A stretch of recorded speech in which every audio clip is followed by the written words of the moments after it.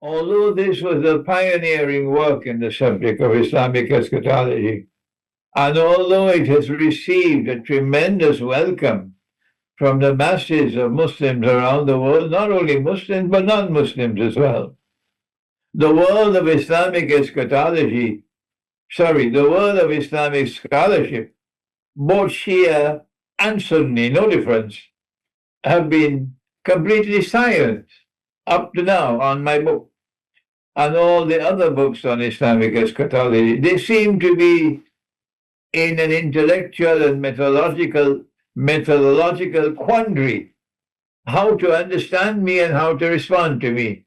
And perhaps you can give them another 25 years and they still remain silent. This is the sad story of my pioneering effort in Islamic eschatology. However, this pioneering effort is bearing fruit. My last book, which has just been published, is The Quran and Russia's Destiny. No one has ever written on this subject before. Okay. The Quran and Russia's Destiny. And this book is going to be launched in Moscow. This book was written as a result of the request of Russian Foreign Minister Sergei Lavrov's request.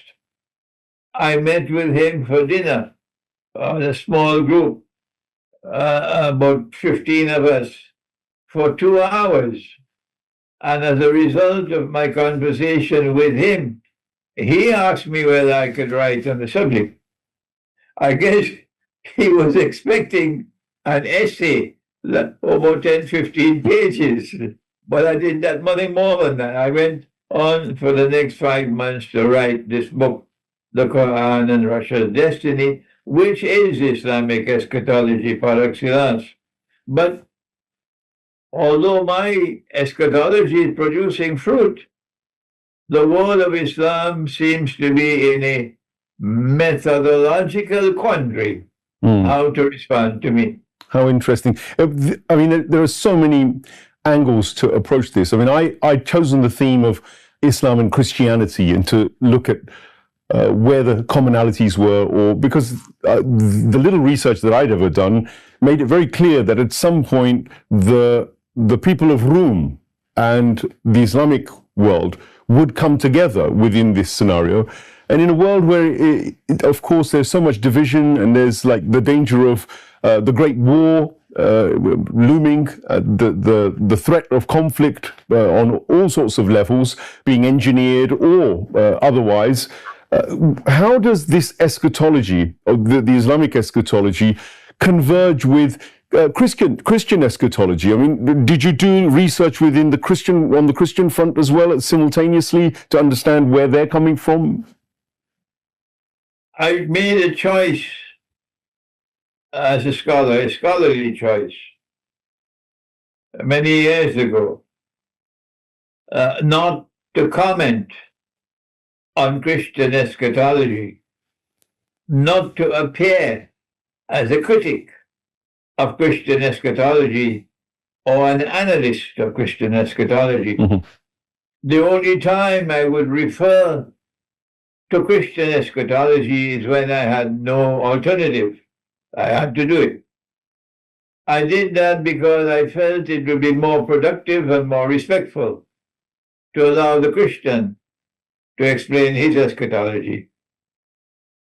And after he has explained his eschatology, and I have explained our eschatology, that we then engage each other in respectful dialogue. There is no debate to be won. And then we jump up on the table, clapping our hands. We won the debate, like monkeys. That is not my style. That may be others. They love, we won the debate. That's their way, not mine. And because I adopted this respectful way of dealing with the Christian world, I am now living to see the fruits of it, that the Christian world is now responding to me, not the Christian world that follows Santa Claus. I'm talking about the Christian world that follows Jesus. The Christian world that follow Santa Claus, a man can marry another man and get a marriage certificate. Santa Claus taught them that. But the Christian world that follows Jesus is different. And this world is fighting, waging war on that Christian world. The two Christian worlds are at war in Ukraine. And they're waging war on that Christian world, which is more faithful to the truth, while this one is more bogus. So I have found from that Christian world, which is led by Russia, I have found a more friendly, a more positive response to my eschatology than from Washington and London and so on. And the methodological quandary in which they are is that both our world of Islamic scholarship and their world of Islamic scholarship have problems in methodology. Well, and for us, it's easier to solve the problem. My teacher of blessed memory, Maulana Dr. Fazlur Rahman Ansari, qualifies as the most eminent student of Dr. Iqbal. Dr. Iqbal left the world with this statement, that we want a reconstruction of religious thought in Islam. That is his lasting statement before he died. A reconstruction of religious thought in Islam, because Iqbal realized that there was deficiency and defects in our methodology. And the house we had constructed was a broken down house. He was not impressed by it. Iqbal said, the world of Islam stopped thinking 500 years ago. It's there in his book. Yes. The reconstruction of religious thought of Islam. My teacher was the most important student of Iqbal to respond to his request for that reconstruction of religious thought in Islam. My teacher was Maulana Dr. Muhammad Fadlur Rahman Ansari, rahimahullah. And the most important thing of all that he did in reconstruction is to remind the Sunni world and remind the Shia world that the Quran had come to deliver absolute truth. Absolute truth. Well, and therefore, the Quran must be accepted without question. This is all very good as a context for people. I've got a little idea. I mean, I've read a little bit of, for instance, Alexander Dugin, and you talked about the Russians, and we discussed the idea of Christianity. You've now dissected that into two forms of Christianity which are at war, which is something we'll pick up later in the program for sure, because there is an ideological difference in the way it seems people like Putin and Alexander Dugin or Mr. Lavrov, the way they operate and the values and the traditions they seem to stand for, and those that are in the West, or certainly the American form of Christianity, which seems to be very Zionist leaning. So that's something to explore, but I think it's probably a good time to actually talk about some of the fundamentals. I mean, I understand from most of the Sunni and Shia predictions of the end of times, so this reference to the Mahdi and to the Messiah, there's a lot of overlap between Sunni and Shia, in terms of the predictions. There are 4 or 5 that are guaranteed within the Ahl Tashayy that talk about, the Sufyani, they talk about, the Imam Mahdi's arrival, Dajjal, all these ideas are out there. There are other characters like the Yamani they mention, the Khorasani. There's there's a set of fixed events that they think are absolutely going to happen, and then there are others which are not necessarily fixed and could be changed by the divine. So, from your perspective, what are the fundamentals of the signs, if you like, of the return of the Mahdi, and where does Jesus Christ come into all this?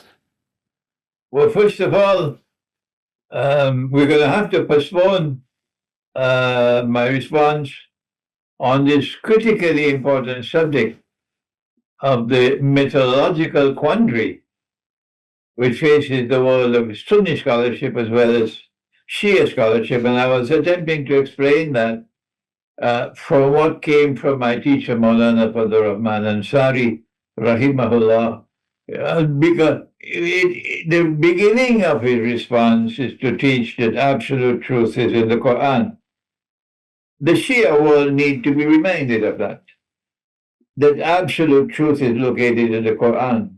The Sunni world needs to be reminded of that absolute truth is located in the Quran, but there's so much more left in the discussion on methodology.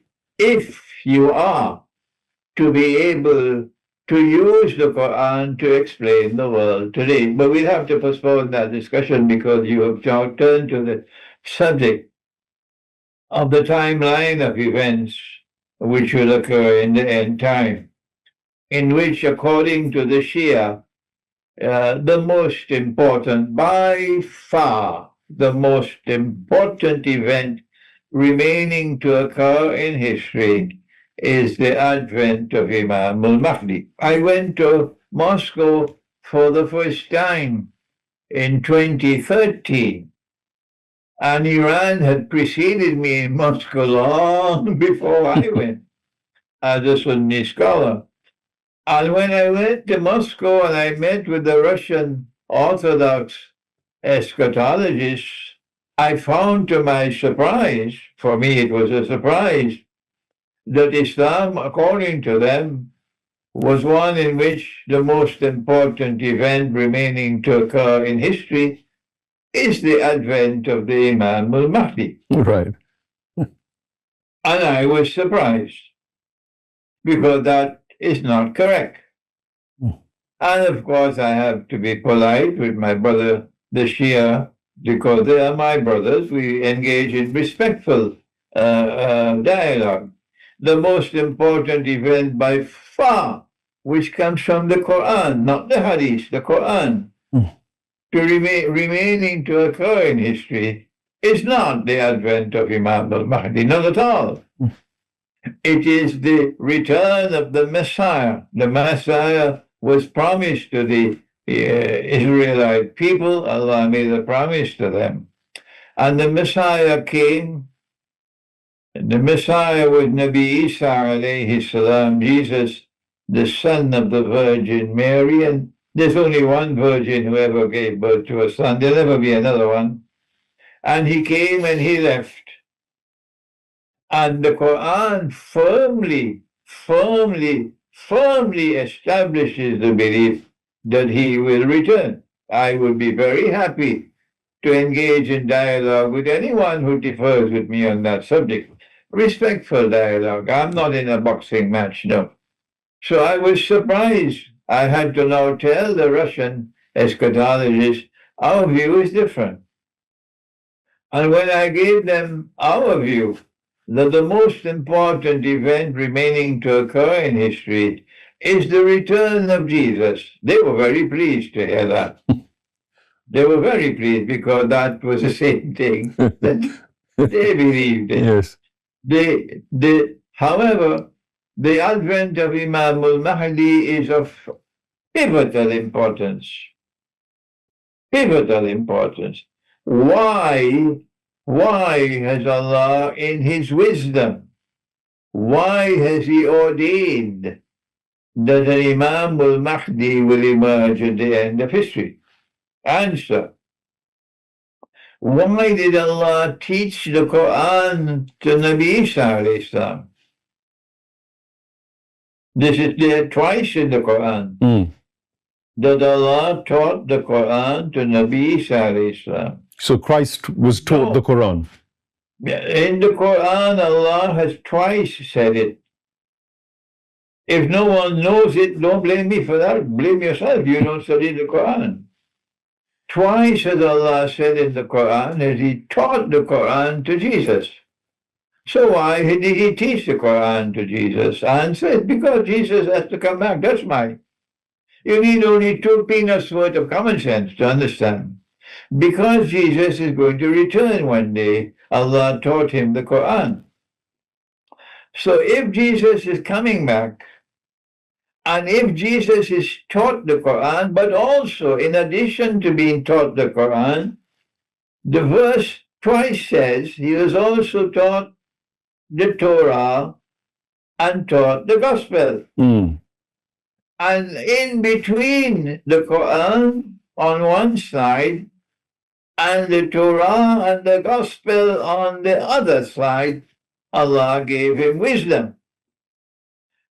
Allah sent the Quran to people who think. But we have stopped thinking. Iqbal is so correct. We have stopped thinking.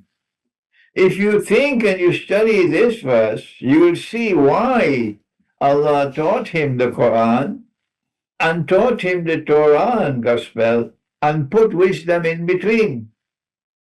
Answer is because when he comes back, he's not coming back only to his Ummah.